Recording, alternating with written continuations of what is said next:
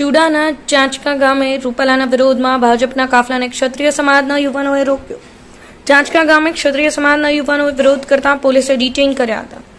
ચાંચકા ગામમાં સૂત્રોચ્ચાર કરતા થોડીવાર માટે ગરમાવો છવાઈ જવા પામ્યો હતો. સુરેન્દ્રનગર લોકસભાના ભાજપના ઉમેદવાર ચંદુભાઈ શ્રીહોરા, જિલ્લા અને તાલુકા પંચાયતના સભ્યો, પાર્ટીના કાર્યકર્તાઓ સાથે ચુડા તાલુકાના નવી મોરવાડ, કોરડા, ચોકડી, ચાંચકા, છત્રીયાણા અને ભૃગુપુર ગામે પ્રચાર પ્રવાસનો કાર્યક્રમ યોજાયો હતો.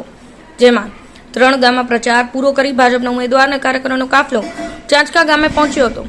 ચાંચકા ગામના ક્ષત્રિય સમાજના યુવાનોએ ભાજપના કાફલાને રોક્યો હતો. પુરુષોત્તમ રૂપાલાના વિરોધને લઈ ભાજપના ઉમેદવાર અને કાર્યકરોને ગામમાંથી બહાર જવા સૂત્રોચ્ચાર કર્યા હતા. જોત જોતા માહોલ ગરમાયો હતો. ચુડાના પીએસઆઈ રામદેવસિંહ ગોહિલ સહિત પોલીસ ટીમને દોડી આવવું પડ્યું હતું. વિરોધ કરતા યુવાનોને સમજાવવાનો પ્રયાસ કર્યો હતો, પરંતુ યુવાનો માનવા તૈયાર નહીં થતા વિરોધ ઉગ્ર સ્વરૂપ ધારણ કરી રહ્યો હતો. ક્ષત્રિય યુવાનો અને ભાજપના કાર્યકરો વચ્ચે ઉગ્ર બોલાચાલી થઈ હતી. તેમ છતાં કોઈપણ ભોગે ભાજપના ઉમેદવાર કે કાર્યકરોને ચાંચકા ગામમાં સભા કે પ્રચાર કરવા દેવા માંગતા ન હતા. ક્ષત્રિય યુવાનોનો ગુસ્સો વધતો જોઈ પોલીસ ટીમના મેઘરાજસિંહ રાણા, મહેન્દ્રસિંહ રાણા, વનરાજસિંહ રાણા, નરેન્દ્રસિંહ રાણા, સુરપાલસિંહ રાણા સહિતના ડિટેઇન કરી ચુડા પોલીસ મથકે લઈ ગયા હતા. ત્યારબાદ ચાંચકા ગામે ભાજપ બેઠક કરી હતી. ડિટેઇન કરેલ ક્ષત્રિય યુવાનોને સાંજે છોડી મૂકવામાં આવ્યા હતા. બ્યુરો રિપોર્ટ, સમય 24 ન્યૂઝ.